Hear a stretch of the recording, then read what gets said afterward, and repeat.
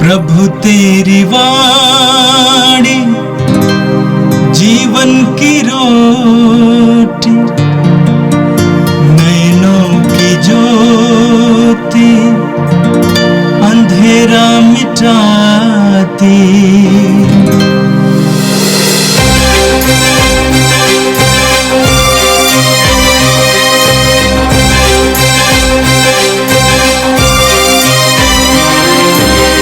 प्रभु तेरी वाणी जीवन की रोटी, नैनों की ज्योति अंधेरा मिटाती।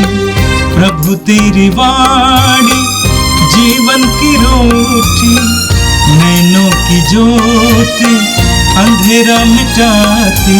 वाणी वाणी वाणी वाणी वाणी पवित्र है, शाश्वत है, जीवन का मन्ना है। 13 जनवरी सोमवार। पहला पाठ इब्रानियों के नाम संत पौलुस का पत्र, अध्याय 1 पद संख्या 1 से 6 तक। प्राचीन काल से ईश्वर बारंबार और विविध रूपों में हमारे पूर्वजों से नबियों द्वारा बोला था। अब अंत में वह हमसे पुत्र द्वारा बोला है। उसने उस पुत्र के द्वारा समस्त विश्व की सृष्टि की और उसी को सब कुछ का उत्तराधिकारी नियुक्त किया है। वह पुत्र अपने पिता की महिमा का प्रतिबिंब और उसके तत्व का पूरा प्रतिरूप है। वह पुत्र अपने शक्तिशाली शब्द द्वारा समस्त सृष्टि की रक्षा करता है। उसने हमारे पापों का प्रायश्चित किया और अब वह सर्वशक्तिमान ईश्वर के दाहिने विराजमान है। उसका स्थान स्वर्गदूतों से ऊंचा है, क्योंकि जो नाम उसे उत्तराधिकार में मिला है वह उनके नाम से कहीं अधिक श्रेष्ठ है। क्या ईश्वर ने कभी किसी स्वर्गदूतों से यह कहा, तुम मेरे पुत्र हो, आज मैंने तुम्हें उत्पन्न किया है और मैं उसके लिए पिता बन जाऊंगा और वह मेरा पुत्र होगा? फिर वह अपने पहलौठे को संसार के सामने प्रस्तुत करते हुए कहता है, ईश्वर की सभी स्वर्गदूत उसकी आराधना करें। यह प्रभु की वाणी है।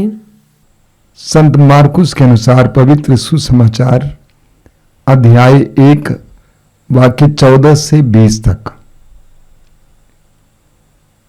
यूहन्ना के गिरफ्तार हो जाने के बाद ईसा गलीलिया आए और ये कहते हुए ईश्वर के सुसमाचार का प्रचार करते रहे, समय पूरा हो चुका है, ईश्वर का राज्य निकट आ गया है, पश्चाताप करो और सुसमाचार में विश्वास करो। गलीलिया के समुद्र के किनारे से होकर जाते हुए ईसा ने सीमोन और उसके भाई अंद्रेस को देखा। वे समुद्र में जाल डाल रहे थे क्योंकि वे मछुए थे। ईसा ने उनसे कहा, मेरे पीछे चले आओ, मैं तुम्हें मनुष्यों के मछुए बनाऊंगा। और वे तुरंत अपने जाल छोड़कर उनके पीछे हो लिए। कुछ आगे बढ़ने पर ईसा ने जबदी के पुत्र याकूब और उसके भाई यूहन्ना को देखा। वे भी नाव में अपने जाल मरम्मत कर रहे थे। ईसा ने उन्हें उसी समय बुलाया। वे अपने पिता जबदी को मजदूरों के साथ नाव में छोड़कर उनके पीछे हो लिए। यह प्रभु का दिव्य सुसमाचार है। ख्रिस्त प्रभु की जय। मेरे प्रिय भाई और बहनों, हम क्रिसमस काल में हैं और इन दिनों जो पाठ हमें सुनने को मिलते हैं वो प्रभु यीशु के आगमन से संबंधित और प्रभु यीशु के सार्वजनिक जीवन के प्रारंभ से संबंधित पाठ है। आज का पहला पाठ इब्रानियों के नाम संत पौलुस के पत्र से लिया गया था, अध्याय 1 से। पौलुस आज हमारे सामने यीशु के प्रकाशना के बारे में बताते हैं। पौलुस कहते हैं, प्राचीन काल में ईश्वर बारंबार और विविध रूपों में हमारे पुरखों से नबियों द्वारा बोला था। अब अंत में वो हमसे पुत्र द्वारा बोला है। पौलुस कहते हैं ईश्वर ने अपनी प्रजा इस्राएलियों को नबियों के द्वारा संबोधित किया। नबी एलिया के द्वारा, नबी एलीशा के द्वारा, नबी इस्यास के द्वारा, नबी यिर्मयाह के द्वारा, एजेकिएल के द्वारा, दानियल के द्वारा, विभिन्न नबियों के द्वारा ईश्वर बोला। लेकिन हमारे जमाने में पौलुस कहते हैं वो अपने पुत्र द्वारा बोला है। यीशु ईश्वर के पुत्र है। यीशु के द्वारा ईश्वर बोला है। यीशु का एक एक वचन ईश्वर का वचन है। यीशु के मुंह से निकलने वाले शब्दों को लोग सुनना चाहते थे। सुसमाचारों में हम पढ़ते हैं कि लोग सुध बुध खोकर यीशु को सुनते थे। यहां तक कि एक ऐसा समय जब प्रभु यीशु कहते हैं ये लोग 3 दिन से हमारे पीछे लगे हुए हैं। यीशु के द्वारा ईश्वर की वाणी निकलती थी। यीशु के द्वारा ईश्वर स्वयं बोल रहा था। दूसरी बात जो संत पौलुस कहते हैं उसने उस पुत्र के द्वारा समस्त विश्व की सृष्टि की और उसी को सब कुछ का उत्तराधिकारी नियुक्त किया है। उसने उस पुत्र के द्वारा सब कुछ की सृष्टि की। संसार में जो कुछ है वो सब उसके द्वारा सृष्टि किया गया है। कोलोसियों के पत्र के अध्याय 1 उसके वाक्य 16 में पौलुस कहते हैं सब कुछ यहां तक कि स्वर्गदूतों की श्रेणियां भी उन्हीं के द्वारा और उन्हीं के लिए सृष्टि किया गया है। ईश्वर ने सारी सृष्टि को यीशु के द्वारा ही इस संसार में लाया, संत पौलुस कहते हैं। तीसरी बात पौलुस कहते हैं कि वो पुत्र अपने पिता की महिमा का प्रतिबिंब और उसके तत्व का प्रतिरूप है। कठिन शब्द है, वाक्य है, लेकिन इसको समझने की जरूरत है। वह पुत्र अपने पिता की महिमा का प्रतिबिंब और उसके तत्व का प्रतिरूप है।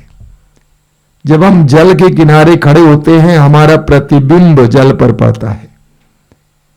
पौलुस कहते हैं कि यीशु पुत्र उस पिता का प्रतिबिंब है, उसका प्रतिरूप है। कोलोसी अध्याय 1 वाक्य 15 में लिखा हुआ है यीशु अदृश्य ईश्वर का दृश्यमान प्रतिरूप है। यीशु के द्वारा ईश्वर हमारे सामने प्रकट हुआ है। योहन के सुसमाचार के अध्याय 1 वाक्य 14 में योहन कहते हैं कि शब्द ने देह धारण किया और हमारे बीच निवास किया, हमने उसकी महिमा देखी, ईश्वर के एकलौते पुत्र की महिमा। पेतरुस के दूसरे पत्र के अध्याय 1 वाक्य 16 और 17 में पेतरुस कहते हैं कि हमने स्वर्ग से वो वाणी सुनी, क्या यह मेरा प्रिय पुत्र है। योहन के सुसमाचार के अध्याय 14 में प्रभु यीशु स्वयं कहते हैं जिसने मुझे देखा है उसने पिता को देखा है। यीशु में ईश्वर की महिमा, ईश्वरीय तत्व प्रकट हुआ। यीशु के द्वारा ईश्वर हमारे सामने प्रकट हुआ, संत पौलुस हमें याद दिलाते हैं। और पौलुस कहते हैं उनका क्या मिशन था, क्या कार्य था। वह पुत्र अपने शक्तिशाली शब्द द्वारा समस्त सृष्टि को बनाए रखता है। उसने हमारे पापों का प्रायश्चित किया और अब वह सर्वशक्तिमान ईश्वर के दाहिने विराजमान है। उस पुत्र के संसार में आने का क्या उद्देश्य था? हमारे पापों का प्रायश्चित करना। हमारे पापों के लिए प्रायश्चित करने के बाद, क्रूस पर अपने को बलि चाहने के बाद, आज पुनर्जीवित होकर, स्वर्गारोहित होकर वो पिता के दाहिने विराजमान हैं। आगे पौलुस कहते हैं उसका स्थान स्वर्गदूतों से ऊंचा है, क्योंकि जो नाम उसे उत्तराधिकार में मिला है वह उनके नाम से कहीं अधिक श्रेष्ठ है। यीशु का नाम सबसे महान है। यीशु नाम सर्वशक्तिमान के पुत्र का नाम है। आगे वचन में आप देखेंगे ईश्वर के सभी स्वर्गदूत उसकी आराधना करें। पौलुस ये बताना चाहते हैं कि यीशु ईश्वर के पुत्र हैं। यीशु के द्वारा ईश्वर स्वयं हमसे बोला है। यीशु में हमें ईश्वर की महिमा, ईश्वर का स्वरूप देखने को मिला। यीशु के द्वारा ईश्वर ने हमारे पापों के लिए प्रायश्चित कराया और यीशु पिता के दाहिने विराजमान है और यीशु का नाम सबसे महान है और यहां तक कि स्वर्गदूत भी यीशु की आराधना करते हैं। और आज का सुसमाचार संत मार्कुस के सुसमाचार की अध्याय 1 से लिया गया था। वचन में आपने सुना, योहन के गिरफ्तार हो जाने के बाद ईसा गलीलिया आए और ये कहते हुए ईश्वर के सुसमाचार का प्रचार करते रहे, समय पूरा हो चुका है, ईश्वर का राज्य निकट आ गया है, पश्चाताप करो और सुसमाचार में विश्वास करो। हमें मत्ती के सुसमाचार में भी यही पढ़ने को मिला कि योहन के गिरफ्तार हो जाने के बाद ईसा गलीलिया आए और सुसमाचार का कार्य शुरू किए। योहन ने यीशु के लिए मार्ग तैयार किया। अब योहन के गिरफ्तार होने की खबर यीशु को मिल जाती है, तब यीशु अपने सुसमाचार की घोषणा का कार्य शुरू करते हैं। मत्ती के सुसमाचार के अनुसार और मार्कुस के सुसमाचार के अनुसार यीशु के सुसमाचार की घोषणा कहां से शुरू होती है? समय पूरा हो चुका है, ईश्वर का राज्य निकट आ गया है, पश्चाताप करो और सुसमाचार में विश्वास करो। वचन में लिखा हुआ समय पूरा हो चुका है। अंग्रेजी में इसका अनुवाद है द आवर हैज कम, यानी वो घड़ी आ गई है, कृपा की घड़ी, मुक्ति की घड़ी। इसलिए ईश्वर का राज्य निकट आ गया है। यीशु के द्वारा ईश्वर का राज्य हमारे करीब आ गया। यीशु ने ईश्वर के राज्य को और ईश्वर के राज्य के रहस्यों को हमारे करीब लाया। उस ईश्वर के राज्य में हम कैसे प्रवेश करेंगे? उस ईश्वर के राज्य को हम व्यक्तिगत जीवन में, परिवार के जीवन में, सामाजिक जीवन में कैसे अनुभव करेंगे? उस ईश्वर के राज्य के हम सहभागी कैसे होंगे? प्रभु कहते हैं, 2 बात कहते हैं, पश्चाताप करो और सुसमाचार में विश्वास करो। पहली बात है पश्चाताप करना, दूसरी बात सुसमाचार में विश्वास करना। इसके द्वारा हम ईश्वर के राज्य में प्रवेश कर पाएंगे। पश्चाताप के द्वारा ईश्वर का राज्य हमारे लिए खुल जाता है।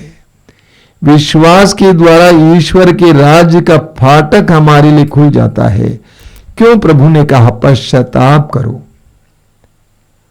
प्रभु यीशु ने 40 दिन की प्रार्थना और उपवास के द्वारा मनुष्य के दुखों का कारण ढूंढ निकाला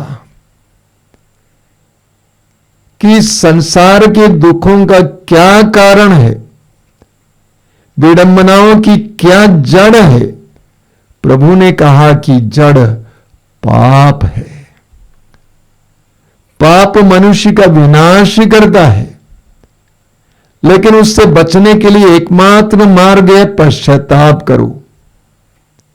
पश्चाताप हमें नया जीवन प्रदान करता है।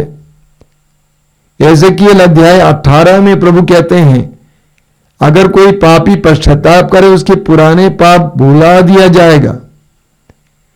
उड़ाऊ पुत्र लूकस अध्याय 15 में हम पाते हैं, अपनी बुरी जिंदगी को छोड़कर अपने पिता के भवन की ओर वापस लौटता है। पिता उसको गले से लगाता है। सच्चा पश्चाताप हमारे जीवन के इतिहास को पलट देगा, हमारे परिवार की परिस्थिति को बदल देगा। इस प्रवचन को रिकॉर्ड करने से पहले कुछ लोग मुझसे मिलने आए थे। उसमें से एक छोटे भाई से मैंने कहा, अपने दिल में दोष भावना मत रखो, पश्चाताप करो। बाइबल हमें सिखाती है, यीशु हमें सिखाते हैं कि पश्चाताप के द्वारा सब कुछ बदल सकता है। इसीलिए प्रभु ने कहा पश्चाताप करो। यह प्रभु के सुसमाचार की घोषणा का प्रारंभ था, प्रारंभिक संदेश था। इसके बाद हम पढ़ते हैं कि प्रभु यीशु अपने सुसमाचार की घोषणा के प्रारंभ में ही अपने सहयोगियों को चुनते हैं। गलीलिया के समुद्र के किनारे से होकर जाते हुए ईसा ने सीमोन और उसके भाई अंद्रेस को देखा। वे समुद्र में जाल डाल रहे थे क्योंकि वे मछुए थे। सीमोन और अंद्रेस के बारे में कहा गया है वे समुद्र में जाल डाल रहे थे क्योंकि वे मछुए थे। शौक से नहीं डाले थे, बल्कि पेशे से वे मछुए थे। वे जाल डाल रहे थे। प्रभु ने क्या कहा? ईसा ने उनसे कहा, मेरे पीछे चले आओ। अक्सर प्रभु अपने शिष्यों से यही कहते थे, मेरे पीछे चले आओ, यानी मेरा अनुसरण करो, मेरा अनुगमन करो। प्रभु ने उनसे कहा, मैं तुम्हें मनुष्यों के मछुए बनाऊंगा। जिस तरह तुम समुद्र से मछली पकड़ते उसी तरह मैं तुम्हें संसार में ईश्वर के राज्य के लिए जाल बिछाना सिखाऊंगा, ताकि अधिक से अधिक लोगों को ईश्वर के राज्य में ले आओ, अनंत जीवन के योग्य बनाओ। वचन में आगे आपने सुना, वे तुरंत अपने जाल छोड़कर उनके पीछे हो लिए। अंद्रेस और सीमोन ने यह नहीं सोचा कि चलो हम जाल अपने घर पहुंचाकर आ जाते हैं। बिल्कुल नहीं, जाल को समुद्र में ही छोड़ दिया। यीशु के वचन, यीशु की वाणी का सामर्थ्य देखिए। यीशु ने बुलाया, वे मना नहीं किए, बल्कि यीशु के पीछे हो लिए। आगे जाने पर हम पढ़ते हैं कि यीशु ने जेबदी के पुत्र याकूब और उसके भाई योहन को देखा। वे भी नाव में अपने जाल मरम्मत कर रहे थे, यानी वे मछुए थे।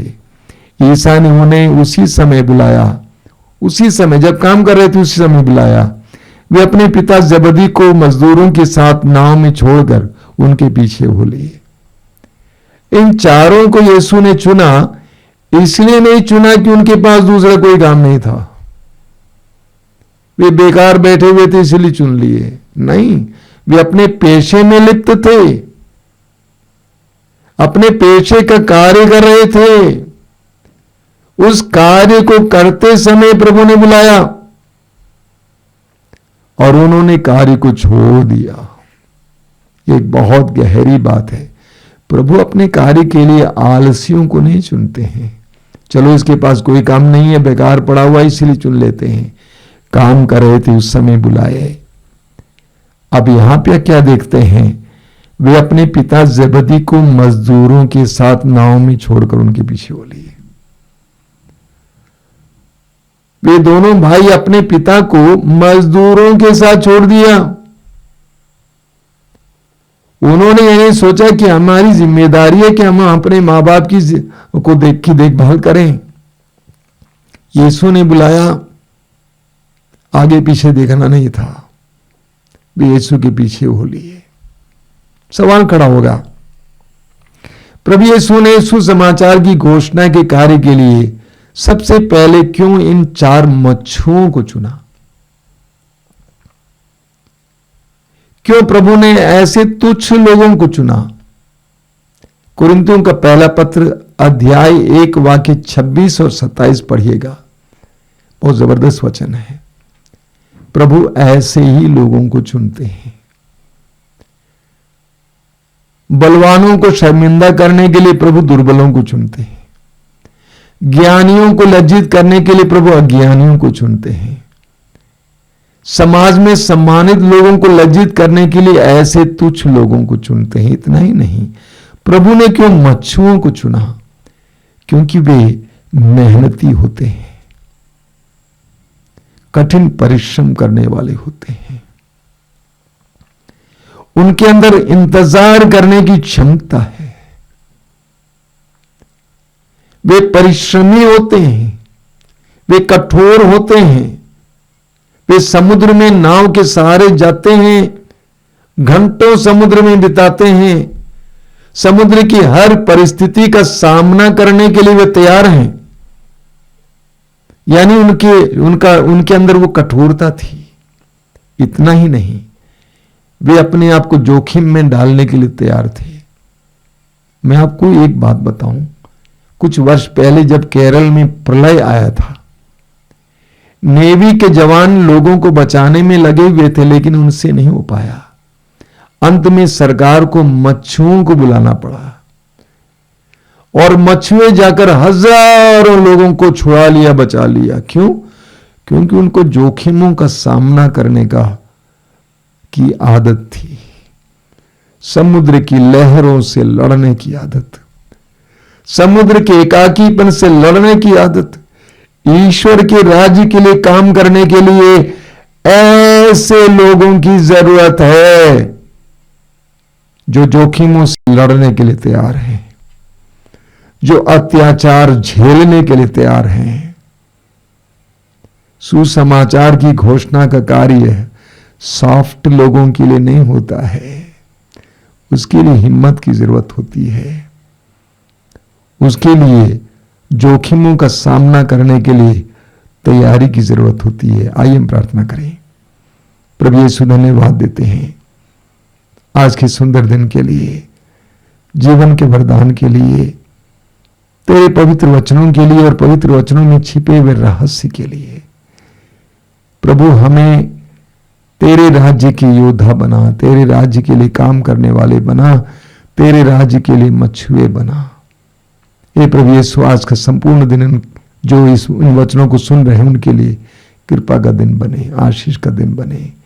हमारी प्रार्थना को ग्रहण कर, आमीन।